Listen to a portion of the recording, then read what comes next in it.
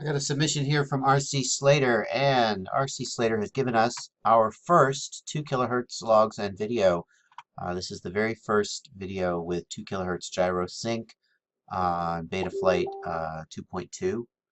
And so, given all that, I'm going to preface everything by saying I don't know. Everything looks different when you change things. So 2 kilohertz gyro sync, maybe we'll see.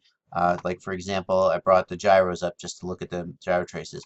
They look surprisingly noisy, but maybe with 2 kilohertz gyro sync, you can the PID loop becomes more responsive, so you can tolerate more noise in the gyro trace without getting excess oscillation. I really don't know. So I'm not really going to be able to say whether much of this is good or bad necessarily. Like normally I would say this is a little bit noisier than I would expect, but now I have no idea what to tell you. Okay.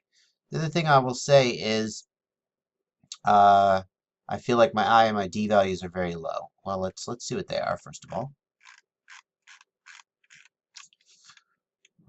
We are on rewrite, and oops, sorry, no. I of 17. Yeah, that's I of 16. D of single digit D gains. Okay, so I will say about your D gain is you have D term cut hertz turned off, you said? Yeah, you have D term cut hertz turned off. Boris has said that the D term scaling, the filtering is different. D term cut hertz of 0 puts a different kind of filter on your D term, and so the scaling is different. And so I believe that the D gains need to be lower with D term cut hertz turned off versus D term cut hertz at any non-zero value. So again, I couldn't tell you whether this is good or bad, but we can certainly look at the traces and see what we see. But the bottom line is, however you fly best, that's what you should do, and damn the numbers. The only thing, I mean, we don't want to get in, and this is a habit I have to constantly work on, is don't get into a mode of trying to decide what's best and then make your copter fit. Learn what's best based on what flies best, and then infer why. Okay, so if it flies good, then just educate everybody by saying, hey, look, with this copter and with this setup, I fly the best with these super low pitch numbers, these super low I numbers. I don't know why. Maybe the reason is that with gyro sync at 2 kilohertz, the P term is so much better that then the I term doesn't need to be as large because there's less error left over after the P term. I don't know. But find what flies good and then take from that what your numbers should be. Don't presume what the numbers should be and then wonder why you're not flying good there. Because I mean, especially because you're on the cutting edge here with the new Betaflight, right? If you were on Betaflight 216, which people have been flying for, gosh, oh, well, probably a whole week or two, or some older thing, right? Then maybe we could say, huh, your numbers are kind of weird. Why is that? But especially given you're on the cutting edge, there's nothing, who knows? So let's take a look. So we looked at your gyros. We'll look at your roll. And let's see what it looks like.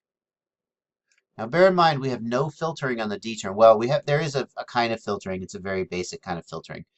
It sure looks like there's a lot of high frequency noise in the P and the D term. These short, sharp jaggies here. That does not look like the P term itself having noise or having activity. It's higher frequency. If we go back, let's just check what your other filtering is, just for completeness. Here, where is it? Where is it? Gyro soft LPF is on, of course. Where's gyro LPF? Is off. Okay, so you do have you have the hardware filter off and the soft filter on. So that also might be an indication of why it's a little bit noisier. That doesn't necessarily mean it'll fly worse. A lot of people say it flies better this way, but it does mean that the traces are going to look a little noisier. And the D term sure has a lot of noise. The magnitude of the D term looks generally correct, if not maybe a little low. We also see a lot of these high frequency twitching here in the motors. Now, it is probably the case that the motors are not really twitching this fast due to inertia. They can't speed up and speed down that fast because of their mass. But it's certainly this certainly may be an effect of flying with the high pass filter or the low pass filter turned off and at the 2 kilohertz. And the motors are really going bonkers here. Look at them. What's going on there? Yeah, just let me turn the volume back on. Yeah, it's not real loud. I can tell you have a Xiaomi Yi. I bet $5 you got a Xiaomi Yi from the sound of your microphone. I don't know. I could be wrong, but it sure does sound like one. So here, as you begin to throttle up, we do see some oscillations in the P term. If we just sort of mentally filter out the low frequency or the high frequency noise, we can see some oscillations start to come in. Nothing too crazy there. A little bit of work there. I would say your P term here is working, but it's not too high. Doesn't feel too high to me. Probably going to see something similar on pitch. Your D term, your D magnitude is low. It's not necessarily a bad thing, but it definitely looks like you could raise your D gain on pitch to me. At low throttle, you see a lot of these high frequency harmonics come out. I think that's pretty normal. And because it's low throttle, it's probably not a big deal, but it does make the traces look bad. By the way, some of this, and I don't know how much of this, but some of this noise here may be due to aliasing because you're probably running at like 1 to 3 Blackbox. You're probably not running at 1 to 1. Yeah, that's right. You're running at 1 to 3. So your sampling rate is 1500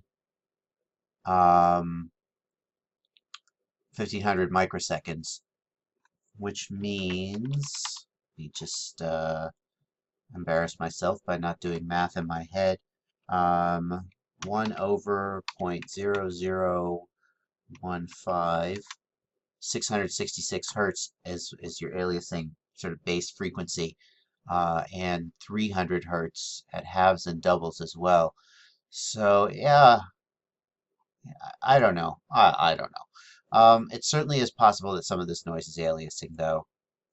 So we got to be careful for that. Got a lot of activity here. What's going on here? Prop wash, prop wash. It's supposed to be really good at handling prop wash when tuned correctly. Got a little oscillation there. Yeah, it's tricky. I don't see any signs of excess P gain on either pitch or roll, and D looks a little low. It's really hard for me to troubleshoot I gain just by looking at Blackbox logs, so I gotta hold my tongue there. P and D look proportional on yaw,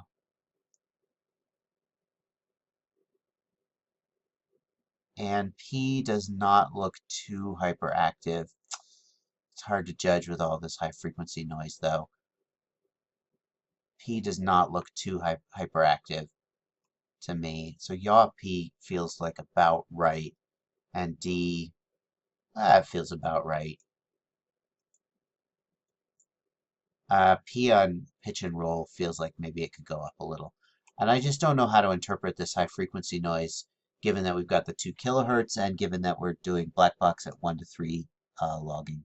So there you go. No advice really. Well, I don't know. Try raising P on pitch and roll is my thought, and that'll help may help your eye game problem, because we've talked about how if P is too low, then I has more error to pick up. So if you've got a scenario where you're having to raise I too high and make the copter feel stiff, then maybe raising P will sharpen it up without having to raise I. So that's my only thought. Good luck. Thanks for your submission and happy flying.